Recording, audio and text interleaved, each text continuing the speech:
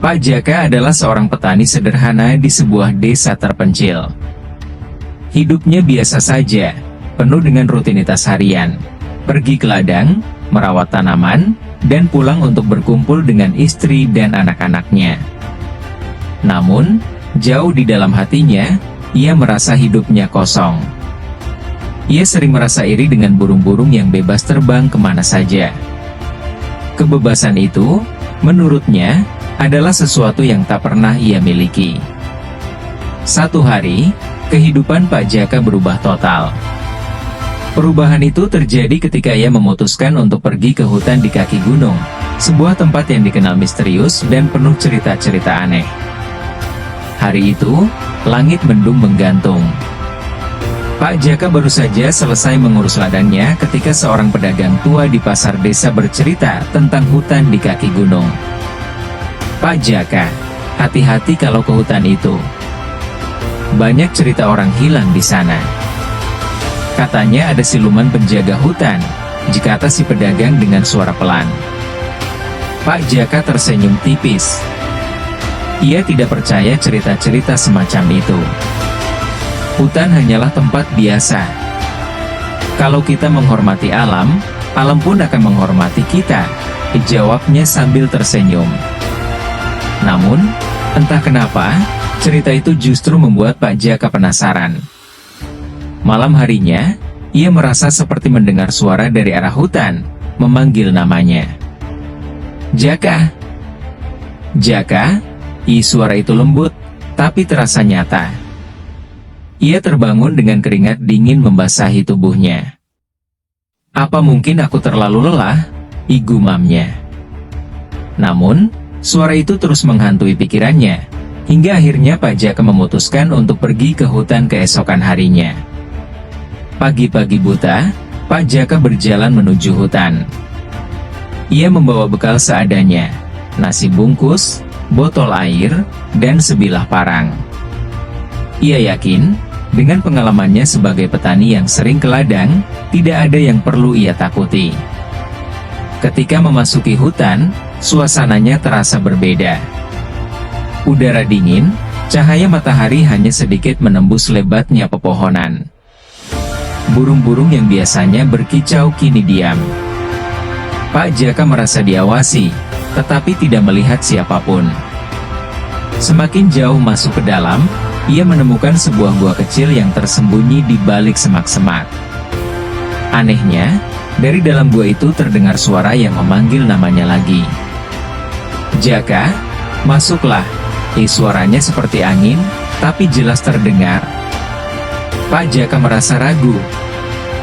Namun, rasa penasaran mengalahkan ketakutannya. Ia melangkah masuk ke dalam gua. Di dalam gua, Pak Jaka melihat sesuatu yang aneh. Ada sebuah altar tua dengan ukiran-ukiran kuno, dan di atasnya terdapat sebuah benda seperti jimat berbentuk kelelawar. Begitu ia mendekat, suara itu terdengar lagi, kali ini lebih keras. Engkau telah dipilih, Jaka. Pak Jaka terkejut. Siapa kau? Mengapa memanggilku? Tanyanya. Suaranya gemetar. Dari bayangan di sudut gua, muncul sosok besar berbentuk manusia dengan sayap kelelawar. Matanya merah menyala, tubuhnya hitam seperti malam. Sosok itu berkata, aku adalah penjaga hutan ini. Aku telah lama mencari seseorang yang layak untuk mewarisi kekuatanku, dan engkau adalah orang itu. Pak Jaka menggeleng. Aku hanya petani biasa. Aku tidak mengerti apa maksudmu. Sosok itu mendekat. Hutan ini sedang sekarat. Manusia terus merusaknya tanpa peduli.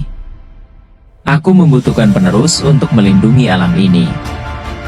Jika kau menerima, kau akan memiliki kekuatan luar biasa, tapi hidupmu tidak akan sama lagi.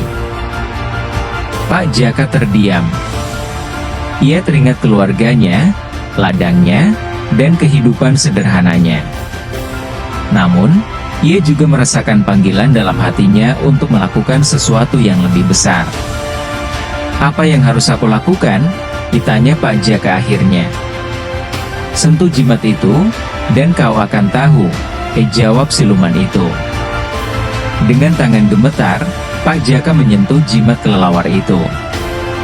Seketika, tubuhnya terasa panas, seperti terbakar dari dalam. Ia jatuh berlutut, mengerang kesakitan. Perlahan, tubuhnya berubah, tangan dan kakinya menjadi lebih kuat, matanya bisa melihat dalam gelap, dan dari punggungnya tumbuh sepasang sayap hitam. Pak Jaka terkejut melihat dirinya sendiri.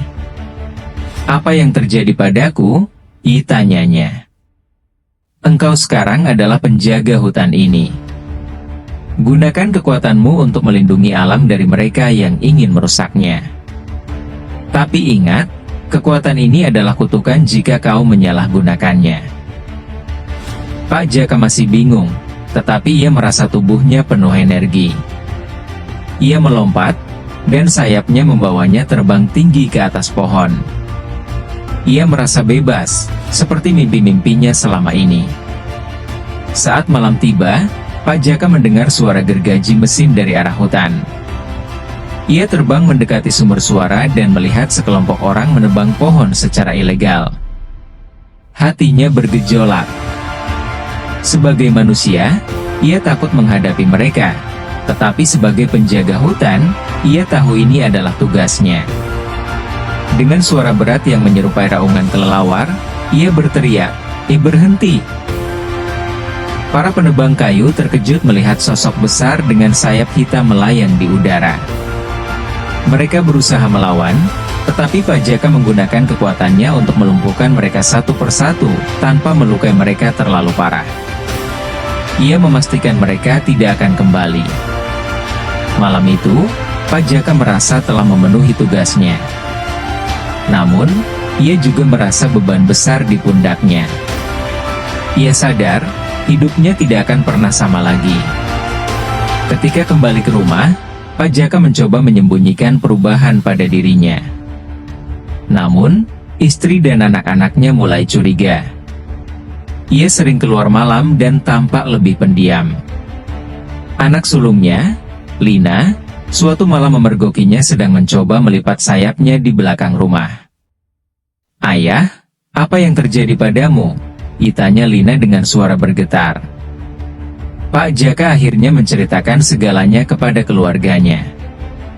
Mereka terkejut, tetapi juga bangga. Istrinya berkata, "Jika ini adalah takdirmu, kami akan mendukungmu. Tapi ingatlah, jangan pernah melupakan siapa dirimu." Sejak itu, Pak Jaka menjalani dua kehidupan. Di siang hari, ia tetap menjadi petani biasa. Namun di malam hari, ia menjadi penjaga hutan, melindungi alam dari perusakan. Keberaniannya menginspirasi warga desa untuk lebih peduli pada lingkungan. Mereka mulai menjaga hutan, menanam pohon, dan menghentikan aktivitas ilegal.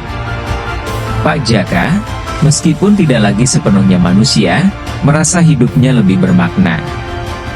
Ia menemukan kebebasan yang selama ini ia cari, bukan dalam bentuk kebebasan fisik, tetapi dalam melakukan sesuatu yang lebih besar dari dirinya sendiri.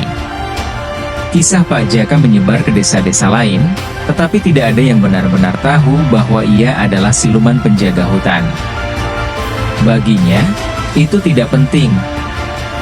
Yang terpenting adalah hutan kembali hidup, dan ia telah menemukan tujuan sejatinya.